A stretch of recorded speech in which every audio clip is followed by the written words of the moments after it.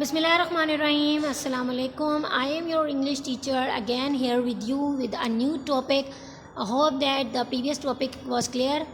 We have done comprehension focus in our last class. This is also comprehension focus but another part of comprehension focus, यानी कि last time जो हमने comprehension focus में किया था वो हमने किए थे क्वेश्चन आंसर्स, लेकिन एक और क्वेश्चन इसके साथ ही गिवन था, पार्ट 2 इसका गिवन था पेज नंबर 18 पर, जिसमें कुछ वर्ड्स दिए गए थे और कहा जा रहा था कि सेंटेंसेस बनाएं, make sentences using the following words question है। सो वो हमने सेंटेंसेस बनाने हैं। वर्ड्स अगर आप अपनी स्क्रीन पर देखें तो वर्ड्स हैं show off, modest, expensive, gadget और अफेक्शनेट। ये वर्ड्स हैं जिनके आपने सेंटेंसेस बनाने हैं, ठीक है। इनमें से मोस्टली वर्ड्स ऐसे होंगे जो we have done in our class of word sentences, जो कि हमने वर्ड्स वाली क्लास की थी, उसकी एक्सप्लेनेशन और सेंटेंसेस वगैरह उसमें हम कर चुके होंगे मोस्टली। लेकिन कुछ ऐसे होंगे जो कि हमने नहीं किए होंगे, तो वो हम इस क्लास में उनको चेक करेंगे। मैंने जो चेक किया है, या मेरे हिसाब से हमने जो 2, 3, 4, 5 वर्ड्स हैं ये we have already done in the class, previous class of word sentences, जो कि हमने बुक के 10 वर्ड्स किए थे, उसमें हमने ये 4 वर्ड्स कवर कर लिए थे। एक वर्ड जो शो ऑफ था वो हम नहीं कर सके थे, लेकिन हम एक दफ़ा तमाम वर्ड्स को देख लेंगे, क्योंकि इस एक्सरसाइज में आपने तमाम वर्ड्स के एटलीस्ट एक एक सेंटेंस लाजमी बनाना है। 5 सेंटेंसेस टोटल आपके बनेंगे, एक कॉलम वर्ड का, एक सेंटेंसेस का, ऊपर हेडिंग आ जाएगी कॉम्प्रीहेंशन फोकस की, क्वेश्चन आप लिखेंगे, make sentences using the following words. 5 words आपने उतारने हैं वर्ड वाले कॉलम में और फिर उसके आप सेंटेंसेस बनाएंगे। लेट्स सी सेंटेंसेस कैसे बनेंगे। सो मैंने तमाम वर्ड्स की जो है वो POS, उर्दू मीनिंग और इंग्लिश मीनिंग लिख दी है, और 4 जो वर्ड्स हैं मोडेस्ट, एक्सपेंसिव, गैजेट और अफेक्शनेट, इनकी मैंने एक्सप्लेनेशन भी कर दी थी। अब दोबारा से एक दफ़ा बता देती हूँ। फर्स्ट वर्ड जो है वो है हमारे पास show off. 2 words are there in this word, so it means that this is a phrasal verb. Whenever there are 2 words in a word, तो इसका मतलब ये होता है कि वो हमारे पास phrasal verb है, और ये वर्ब है लेकिन फ्रेजल वर्ब है। उर्दू मीनिंग इसकी है दिखावेबाज, जो बहुत ज़्यादा शो ऑफ करते हो लोग, अपनी चीज़ों को बहुत शो करते हो दूसरों के सामने, दैट इज़ दिखावेबाज। इंग्लिश मीनिंग हमारे पास इसकी है to behave in a way that is intended to attract attention और admiration and that other people often find annoying.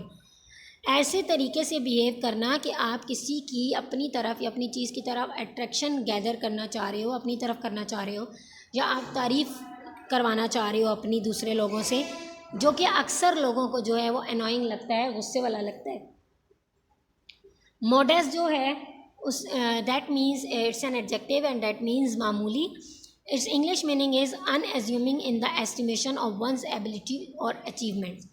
मतलब a person who don't like to talk about the things he likes, यानी कि कोई ऐसा बंदा जिसको अपनी जो चीज़ें हैं अपनी ज़ात के हवाले से इतना ज़्यादा बात करना पसंद नहीं होता है, या अपनी पसंद को दूसरों के सामने ज़ाहिर करने का कोई इतना ज़्यादा शौक़ नहीं होता, सिंपल बंदा जो होता है। एक्सपेंसिव जो है वो एडजेक्टिव है, इसका मतलब है महंगा, किसी चीज़ का कीमती होना।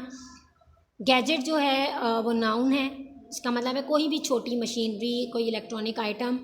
अफेक्शनेट का मतलब है मोहब्बत के काबिल, फीलिंग्स दिखाना, प्यार की, पसंद की फीलिंग्स दिखाना। सो लेट्स सी के कैसे हम इसको सेंटेंसेस में यूज़ कर सकते हैं। ये सेंटेंसेस सेम अफेक्शनेट के वही चीज़ है जो लास्ट हमने क्लास में की थी, वही है बिल्कुल।